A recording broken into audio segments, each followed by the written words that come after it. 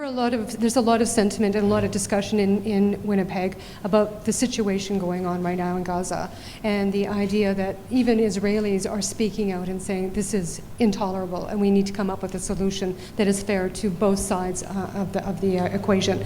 What's the Liberal Party going to do? This one is hugely complex. Absolutely, but that's why we've been very, very clear from the very beginning. What we need first and foremost is a ceasefire. We need to stop the bombs falling.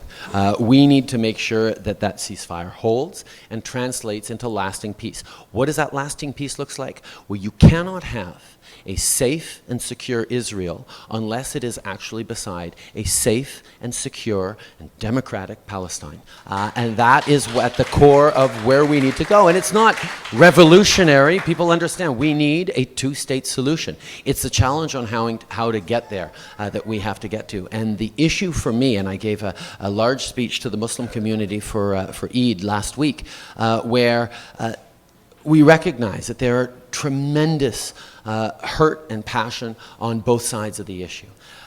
But Canada is one of those countries that has managed to figure out how to be strong, not in spite of our differences, but because of those differences. And I know that we, as a country, as a nation that has deep ties to countries all around the world, we have a very important role to play in promoting understanding peace and working together overseas. And that's what the Liberal Party is focused on. I just have to check your shoes because I think, yes, you have great socks too. We're going to be sending you off to do some dancing and partaking of some food, and apparently all sorts of things are planned for you. It tends to be an occupational hazard for me. I was asked to limbo underneath a flaming limbo stick last night. It can't be any worse than what's happening with Harper. Well, you know what?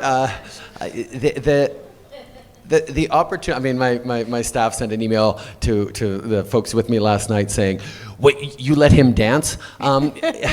At one point, you've got to realize that you have to have fun in this job. This job is all about connecting with people, talking about the future we want to build. It's about sharing celebrations. It's about getting to know people and hopefully earning their trust. And life's too important to take seriously all the time, and getting it right means understanding people and being open to people, and that for me is at the heart of everything I do. Well, best of luck, and thank you so much for coming. I appreciate This is a real pleasure. Thank you.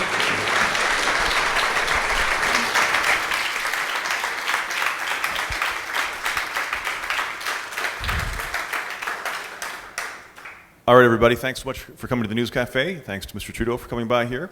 This is the kind of thing we like to do here. We like to bring in newsmakers of all kinds for a discussion like this. We'd like to invite you back during the campaign. And maybe not until then, or can I come back before? Or before then. Before then. Come in January. Yeah. Oh, I will, trust me. And maybe at some point when you come back for another visit, you could take some questions from the crowd, as we like to do here also. And I just want to say one thing, too, and that's when I was a little kid, my dad took me to see your father speak at St. James Collegiate during the 1980 election campaign, and I'll never forget it because he walked right by, and I reached out and I touched your dad's shoulder, and I just kind of wanted to... All right. Excellent.